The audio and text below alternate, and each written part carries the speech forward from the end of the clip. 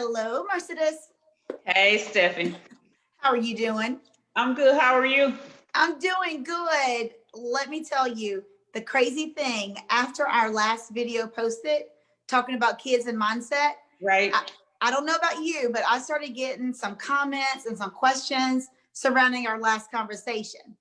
I did specifically about kids and the mindset, and I got asked some questions concerning mindset, their mindset and money. There we are. I got a money question as well. So Okay. how about we continue that conversation, because I know you and I haven't had a chance to talk yet about the mindset with kids and money.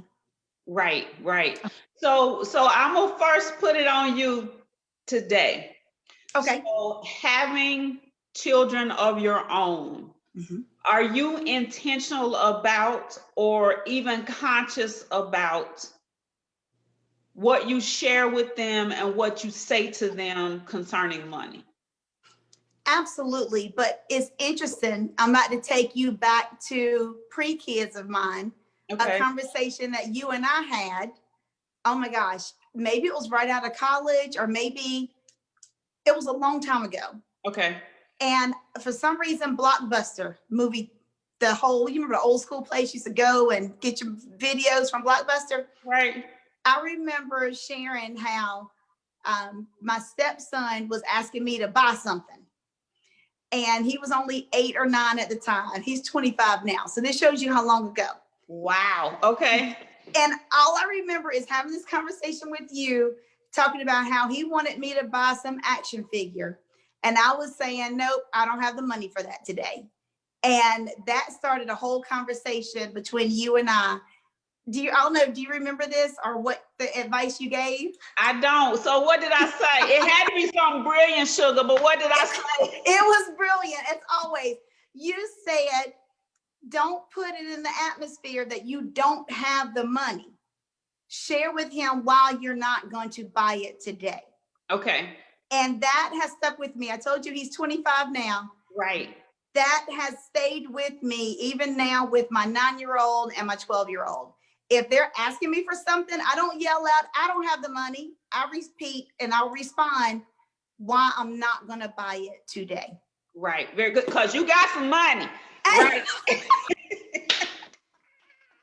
So, yes. So as it relates to whether you are 3 or 33 or 73, we have to be mindful what we say about money. We also have to be mindful that if we're raising kids or we are around kids, what we speak about money, how we behave concerning money, it has a direct impact on who they are and how they become as it relates to work, as it relates to spending and saving habits, even as it relates to the energy. You know, I'm all about energy, even as it relates to the energy that they emit concerning money. I will always remember that my youngest nephew wasn't born yet, but my oldest nephew, he was about same age, about 7 or 8, and my niece had to be about 5 or 6. And on the weekends, they would come and stay with me. So of course, then we would go grocery shopping so that I could cook. So I'm pushing the buggy. My niece saying, "Oh, I want that." And my nephew would say, "Put that back. We ain't got no money for that." And she would say, "Oh, Aunt, can we get this?" And he would say, "Put that back. We ain't got no money for that." After about the 4th time, we have to have a conversation. I said, "Excuse me, sir. Why do you keep telling this, your little sister, what Aunt do and do not have? You have no clue what's in my bank account or what is in my handbag." He was saying what he had been told, whether, just like you, whether his mama, his daddy had money or not, that's what he was told. We don't have the money for that. So then they grow up with the mindset, we don't have the money. So then guess what starts to be made manifest in their life? We don't have the money. When the truth is, we don't need 3 different kinds of sugar-laden cereals. When the truth is, right? So when the truth is, you don't need another She was big into music back then. We don't need another keyboard. We don't need another guitar. But what we are here today for, just as you told your bonus son, what we are here today for is, and that's what we came to get. Our everyday conversations have an impact on what happens to them when they become young adults and when they become grown and gone. So we have to be very mindful. Another thing, in addition to we don't have the money for that we do with kids, is we give them the misnomer that you've got to work hard in order to earn a good living. That's absolutely not true, right? The slaves worked hard for 400 years and didn't have a damn thing. So we have to stop saying working hard is what's gonna cause you to amass a certain amount of work. Do you have to be diligent? For the most part, yes. Do you have to be consistent? For the most part, yes. But there are some times when you get to work and enjoy it and you can earn. There are some times when, here's another thing. We used to go, so can we just go ahead and say, like, we have no issues whatsoever being bougie, right? Bougie is a good thing. So we used to have, before it closed down here in my hometown, what is called the Piedmont Club. So I would take the kids once or twice a month to the Piedmont Club just so they could experience fine dining.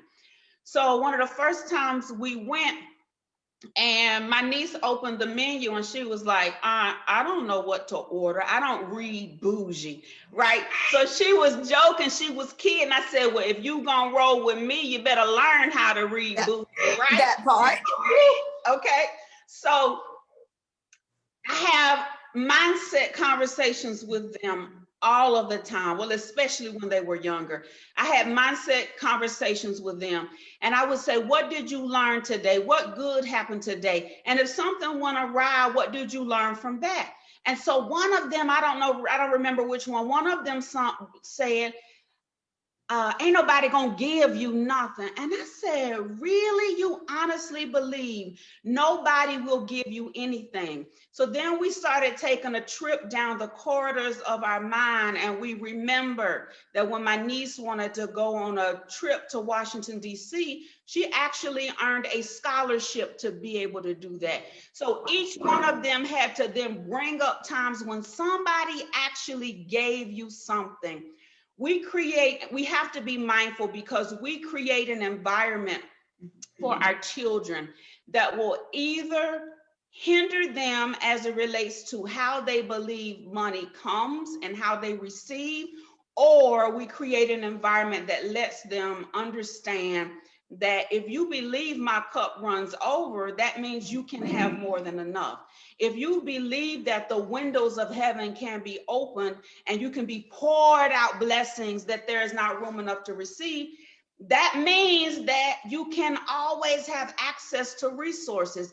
If you believe that men shall give unto my bosom, that means somebody will give you something. So we have to be intentional about what we tell our children. And we discussed this in our last conversation, especially in those formative years, 0 to 5 or 0 to 6 years old.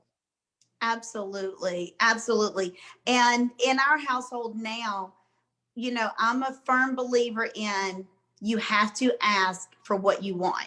Yes, ma'am. Yes. Yeah. But what happens sometimes is, I think with some of my kids and their friends, they're shy because they've been told no, or they don't want to hear that word no. So they just keep their mouth closed and don't even ask. Right. So what are your thoughts there? One of the things I often say, it's a part of who I am, so I can't help it. But the word tells us, ask and it is given. So if you want something, yes, you have to open up your mouth and ask. One of the things, Stephanie, that is rooted and ingrained in our culture is you don't ask nobody for nothing. Right. When we go over to Miss Mabel's house, if they offer you something to eat, you say what? No, I don't want nothing. If you are desiring something, you wait till you get home. We train them, don't ask nobody for nothing. The other thing we train them, Stephanie, is what go on in this house stays in this Stays in house, his house. right? And typically you don't discuss money, who makes how much. You don't discuss who earns what. You don't discuss what our household's net worth is. So then when it's time to go on a job, they take what they're given because they haven't been trained to ask for what they want. So then they become entrepreneurs. You know this. How many people who look like us and who don't look like us, they have difficulty quoting their prices. Why? Because they were always told you don't ask for nothing.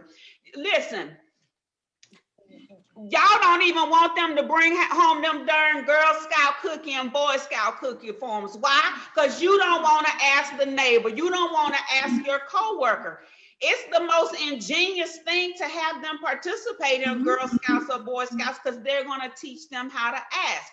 You want them to cheerlead, you want them to play soccer, but I don't care if y'all raise the money to go to the state tournament. I'm not selling no candy bars.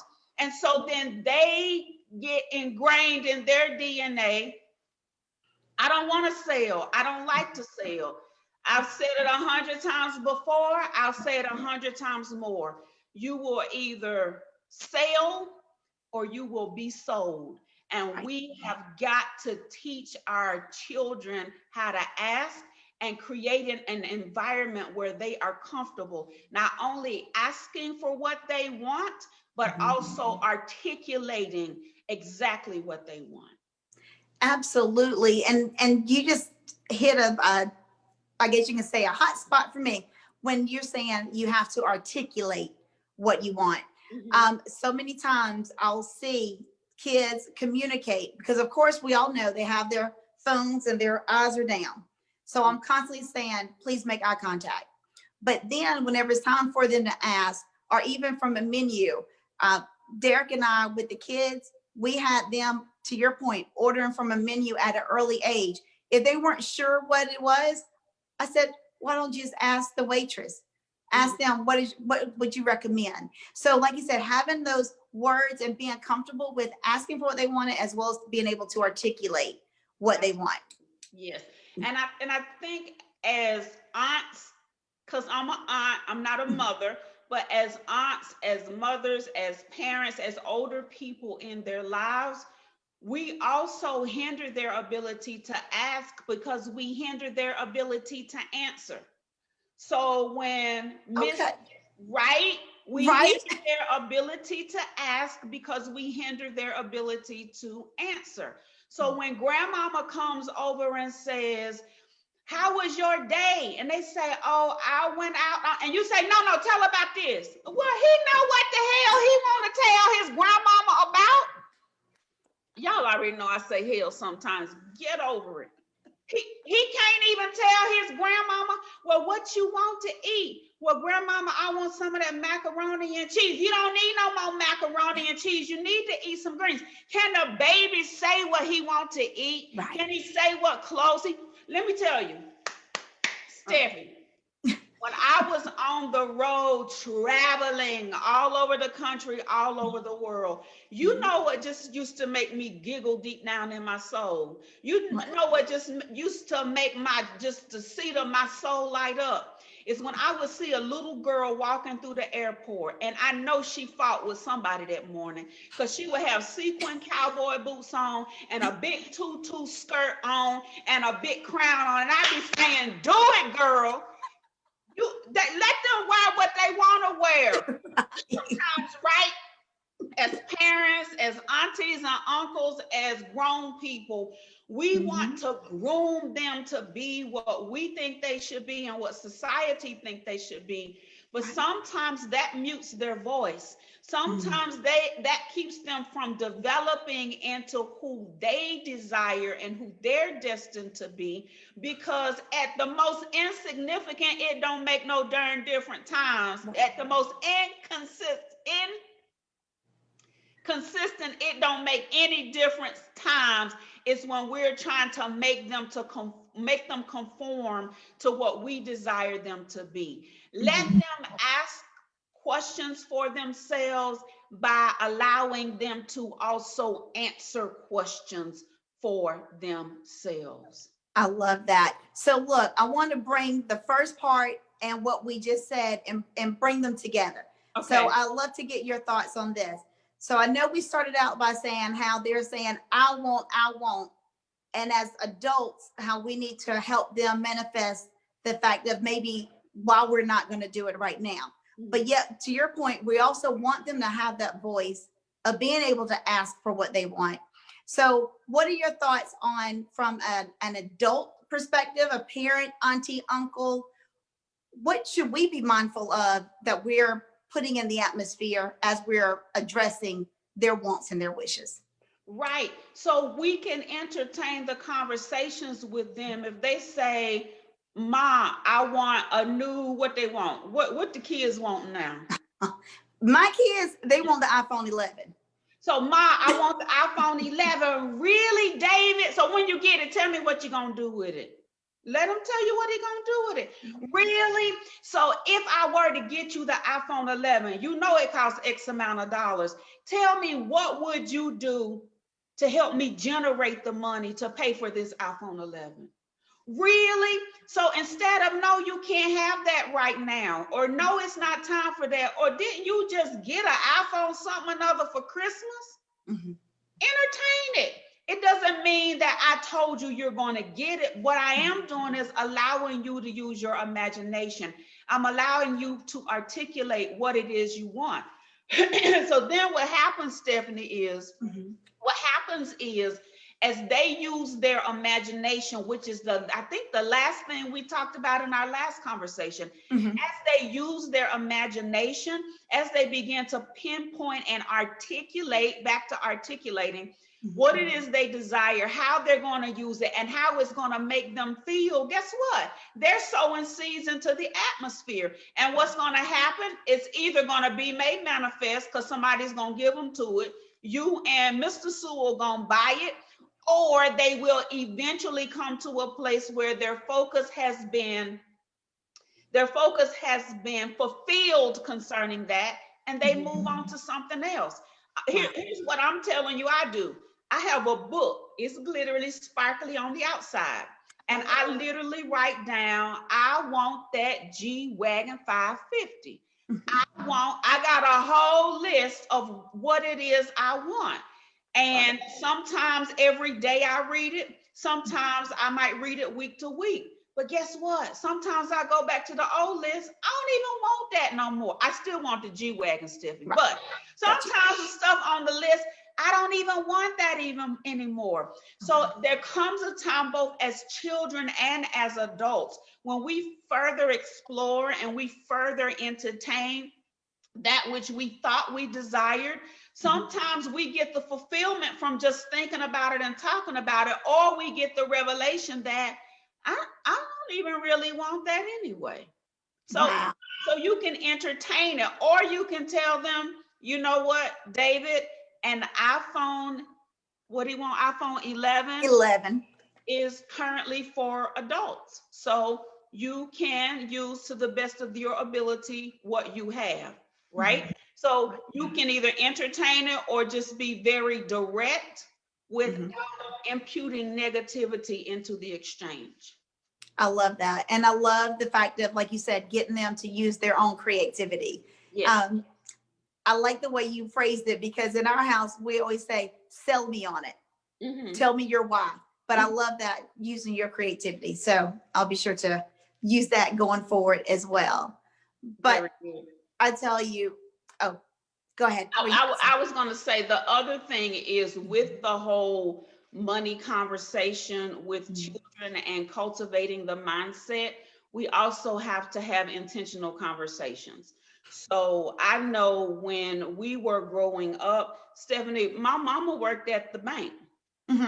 And when the banks, this is one of my I'm so proud moments, but when the banks were integrated back then, My mama was the black lady that they took from the Black Bank of Wachovia to send to the downtown white branch.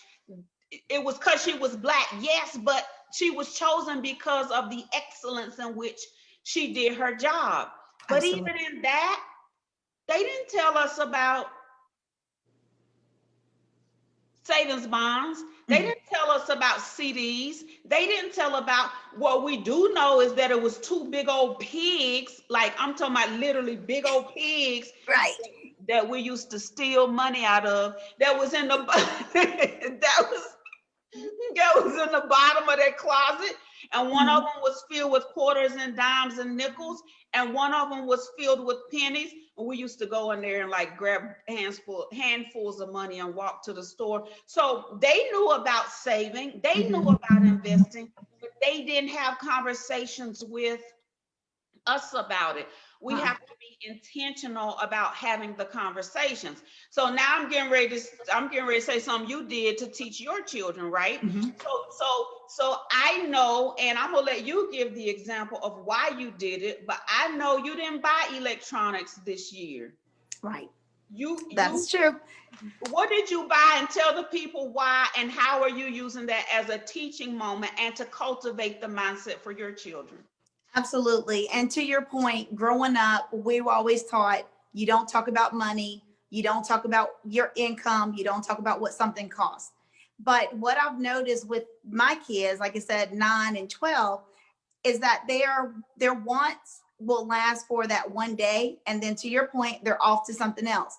So every year at Thanksgiving, my rule is let's go through your toys, let's go through your items, let's take the items that you're not using, give to someone else that can benefit from them, and to make room for your new gifts and your new blessings. Well, what I noticed is every year I was packing up last year's Christmas because they didn't play with it, they didn't touch it, they weren't thinking about it. So this year, to your point, I decided to buy stocks. And my why was, I asked my daughter, what is it that you enjoy? Well, I looked and she has the iPhone 8. Like I said, she's wanting the 11, but she has the phone. She has all the Apple the gadgets. So I said, this year, let's buy Apple stock. For my son, every time I turn around, he's wanting another video gaming headset or the little controllers. So I said, let's buy Microsoft stock. And now I've let them know every time you get on that video game to play, Microsoft is earning money, and so are you, because you now own stock in this company. So it's allowing us to have that conversation, but tie it into things that they're already consuming and enjoying. Right. And so now they love opening up my phone, going to that stock app and looking at what do the stocks do today. They don't fully understand the concept, but we're starting that conversation. Yes, you're planting the seed and you're creating a behavior.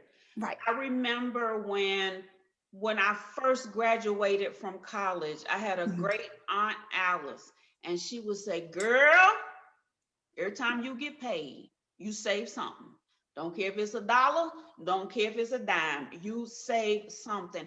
And she said that over and over and over again.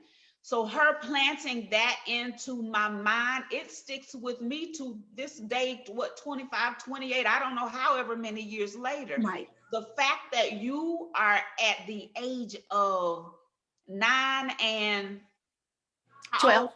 12, planting that into their minds, by the time they get to high school and college and beyond, stocks and investing is going to be a way of life for them. And that's what we have to do. We have to cultivate the behaviors that we want to see them repeat. We also have to be mindful of the words that we speak. So that whole money don't grow on trees, technically it does. We have to stop saying that. That whole whole you got to work hard, we have to replace that. That whole ain't nobody gonna give you nothing. All of the things that we say about money that is negative and derogatory, we need to replace that. And you know your girl always got some scriptures. So if y'all need a scripture, you inbox me. But the Absolutely. scripture about money and prosperity and abundance, that's what we need to be planting into their minds, so that when they do want something, they already believe in their heart and confess with their mouth, so that they can have it, whether they work for it or whether somebody gives it to them or whether they inherit it. Absolutely. Absolutely. Well, Mercedes, you know, I love my moments with Mercedes, and today's topic, I think, is going to help open up other aunties, uncles, moms, dads, their perspective on how they are currently responding to their kids. But, you know, I always love to close with, how can people continue to get more manifesting with Mercedes? Yes, so in the link is my group, Mindset Management and Manifesting with Mercedes. Just click the link, join the group. All day, every day, I'm giving out free information. The free information will cause you to shift your mindset, and it will cause you to manifest what you want, whether it's tangible, houses, cars, clothes, money, new jobs, new contracts, or if it's intangible, peace, love, joy, and all the fruits of the spirit. Absolutely. I have, Stephanie, a year-long program that I'm going to launch in February, and a 72-day program that will start again in March. So if they're interested in that, they can inbox me, or again, click one of the links and get in contact with me. One of the things I tell people, Stephanie, is that you can absolutely shift your existence using the free stuff. You can. I do videos almost every single day that shares information about mindset management and manifesting. But there are also programs that you can pay for, you can invest in. And one of the things I like to be clear about with people is the reason you want to invest in yourself, whether it's me or somebody else, the reason you want to invest in yourself and pay people for their knowledge, their expertise, is because money is an exchange of energy. When you sow a seed for your own personal, professional, spiritual, physical, or financial development, you're sowing a seed saying, I expect to receive a harvest. You are also showing your respect and gratitude to whoever you are doing the money exchange with. However you decide to continue to engage with me or with us, whether it's free or whether it's paid, the point is that you can create whatsoever it is you desire for your life. You just have to be intentional and make a conscious decision to do it. So click the link or inbox me. I love it. Absolutely love it. Well, thank you as always for my moment with Mercedes. And I'm sure our conversations will continue to help others as well. Thank you. Absolutely. Have a good day. You too.